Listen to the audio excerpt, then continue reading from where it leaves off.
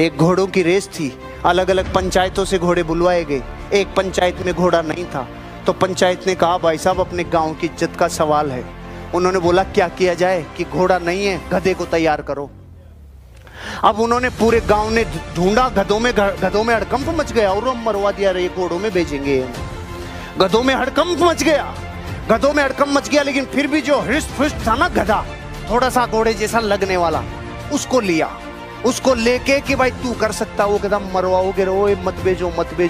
नहीं तू कर सकता है। उसको पूरे 2 दिन का आरटीपी दे के बोला तू कर सकता है। अब इतने पंप भरते हैं तो कुछ तो फर्क पड़ता है कि नहीं पड़ता है। गधे ने बोला मैं जाएगा, गांव की इज्जत के लिए मैं जाएगा, रेस में जाएगा, पंचायत की इज्जत के लिए पूरा लुट जाएगा, लेकिन मैं जाएगा। ओके, सरपंच तैयार, सारी टीम तैयार, और गधे को लाके खड़ा कर दिया रेसिंग की लाइन पे, और गधा बिल्कुल रेडी। लेफ्ट में देखा घोड़े, अरे बारे मर गए रे, राइट में मर गए रे, बारे कांपने लग गए पाँव। अब गधा वहां तो ठीक था, लेकिन घोड़ों में पहुंचने के बाद तो फर्क पड़ता है ना, कांप रहा है, टांगे कांप रही है, और विसिल बजने वाली है। और विसिल बजने के 5 सेकंड पहले वो हुआ जिसने प्रकृति के नियम ही बदल दिए। विसिल बजने के 5 सेकंड पहले गांव के सरपंच ने गधे की पूंछ उठा के आधा किलो मिर्ची डाल दी। और आप कह रहे हो कि रेस का रिजल्ट क्या हुआ? अरे रिजल्ट 6 महीने तक गधा रुका ही नहीं।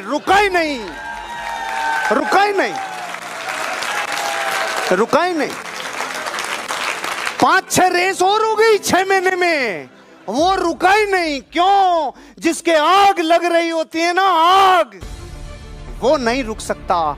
एक गधा भी घोड़ों को हरा सकता है जब डिजायर अपनी तड़प पे होती है। इस कहानी का मैसेज ये है, अगर जिंदगी में आप भी कुछ कर गुजरना चाहते हो, अपनी डिजायर को थोड़ा होले होले अब थोड़ा सा आंच देना चालू करो। लेते हैं, गौरव ने एक मनौती मानी। क्या मानी साहब? मन्नत मांगी। ठीक है, अब मन्नत में यह है कि जो पहला नवरात्रा होगा उसमें ये वहां पर जाके वैष्णो देवी में माथा टेकेगा। Got it? Are you getting the point? ठीक है गौरव, अब इसने पहले नवरात्र में वहां पर क्या टेकना है? माथा। ये मनौती है इसकी, और ये भक्त भी अच्छा है। अब क्या हुआ, अब इसने ट्रेन बुक कराई हुई है अपने फैमिली के साथ, जो नई दिल्ली से जम्मू जाएगी, और वो ट्रेन है एक पर्टिकुलर डे में, एक पर्टिकुलर टाइम पे। ठीक है गौरव, अब गौरव अपने फैमिली को लेके नई दिल्ली स्टेशन जाता है।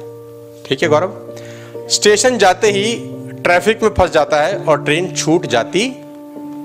ऐसा हो सकता है?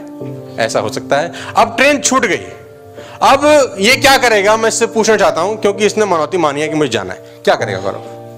गाड़ी बुक कराऊंगा, टैक्सी बुक कराऊंगा और निकल जाऊंगा। टैक्सी बुक कराऊंगा जम्मू तक, और आपको पता चलता है कि आज टैक्सी की हड़ताल है। आपको पता चलता है और सडन कि आज टैक्सी की स्ट्राइक है। बस में निकल जाऊंगा। आप बस में निकलते हैं। चलो फॉर द, आपका दिन बड़े अच्छे थे, बस की स्ट्राइक नहीं थी, आपने बस ली और आप बस में चले, और जैसे ही आप करनाल पहुंचे बस के आगे के 2 टायर पंचर हो गए। आप क्या करोगे? लिफ्ट लूंगा। लिफ्ट कोई देता नहीं आजकल के जमाने में। आप क्या करोगे? लिफ्ट नहीं दे रहा, आपने मांगा लिफ्ट, बहुत लोगों को रोका, लेकिन कोई आदमी गाड़ी अपनी रोकने को तैयार नहीं है। क्या करोगे? गाड़ी के आगे खड़ा हो जाऊंगा, बोल भाई मुझे जाना है कैसे भी करके, बस आज लेके चल मुझे जैसे भी करके, जितने पैसे बोलेगा उतने देने को तैयार हूं, बस मुझे जाना है कैसे भी करके।